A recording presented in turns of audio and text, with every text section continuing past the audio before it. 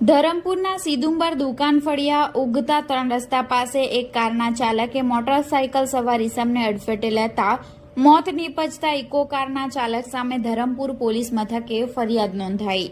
ગુરુવારના 12 કલાકની મળતી માહિતી મુજબ 26/3/2025ના રોજ કરંજવેરી ખાતે રહેતા અશ્વિનભાઈ રાયલુભાઈ રોંધા ઉંમર વર્ષ 26 જેઓ પોતાની મોટરસાયકલ નંબર GJ15AS0299 પર પોતાના ઘરે કામ પતાવી આવી રહ્યા હતા, જે દરમિયાન સિદુંબર દુકાન ફળિયા ઉગતા 3 રસ્તા પાસે આવતા ધરમપુર રોડ ઉપર એક ઇકો કાર નંબર GJ15CL3193 નો ચાલક પૂર ઝડપે ગફલત ભરી રીતે હંકારી લાવી રોંગ સાઈડે આવી મોટરસાયકલ સવાર અશ્વિનભાઈને અડફેટે લેતા અકસ્માત સર્જાયો હતો। આ અકસ્માતની ઘટનામાં અશ્વિનભાઈને માથા, ચહેરા અને જમણા પગના જાંઘના ભાગે ઈજાઓ પહોંચી હતી। ઘટના બનતા આસપાસના લોકો દોડી આવ્યા હતા અને તેઓને 108 મારફતે ધરમપુરની સ્ટેટ હોસ્પિટલમાં સારવાર હેઠળ ખસેડવામાં આવ્યા હતા।